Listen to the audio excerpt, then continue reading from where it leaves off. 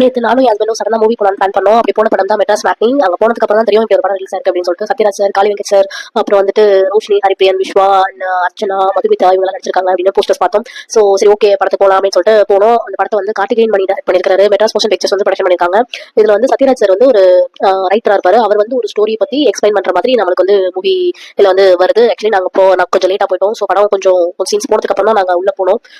அதுல வந்து ஒரு ஆட்டோ ஓட்டுறவரோட ஒரு மிடில் கிளாஸ் லைஃப், அவர் எப்படியெல்லாம் வந்து ஏர்ன் பண்ணி அவங்க பசங்களை பாத்துக்கிறாங்க, எப்படி அவங்க லைஃப்ல வந்து சர்வை பண்றாங்க, அவங்க பசங்க எப்படி இருக்காங்க, எப்படி அதுக்கப்புறம் அவங்க பேரண்ட்ஸ் புரிஞ்சுக்கிறாங்க, அப்புறம் அவங்க லைஃப் எப்படி கோத்ரூ பண்ணி கொண்டு போறாங்க அப்படின்ற மாதிரி வந்து கொஞ்சம் காமெடி பிளஸ் கொஞ்சம் சென்டிமெண்ட்ஸ் எல்லாம் கலந்து அவங்க வந்து ஒரு மூவியா வந்து இதுல இருக்கு. பட் கதை வைஸ் ஓகே, ரொம்ப யதார்த்தமா இருக்கு, ஜனரஞ்சக மாதிரிலாம் இல்ல, ரொம்ப யதார்த்தமா ரொம்ப கேஷுவலா வந்து சொல்லியிருக்காங்க. ஆனா படம் வந்து ரொம்ப லென்த்தா போற மாதிரி எனக்கு ஒரு ஃபீல் இருந்துச்சு. ஷார்ட்டா வந்து ஸ்டோரி இதுதான், பட் அது ஓகே நல்லா இருக்கு. ஆனா அதையே கொஞ்சம் லென்த்தா சொல்ற மாதிரி இருக்கு. ஒரு 3 மணி நேரம் படம் சொல்லணுமே அப்படின்றதுக்காக சொன்ன மாதிரி எனக்கு ஒரு ஃபீல் இருந்துச்சு. படம் எப்ப முடியும் அப்படின்ற மாதிரியான ஒரு ஃபீல் ஒன்று இருந்துச்சு. ஸோ நீங்க இந்த படம் பாத்தீங்க அப்படின்னா எனக்கு ஒரு லைக் பண்ணிடுங்க. இந்த படத்தை பத்தி நீங்க என்ன நினைக்கிறீங்க அப்படின்றத கமெண்ட்ல சொல்லுங்க. தேங்க்யூ.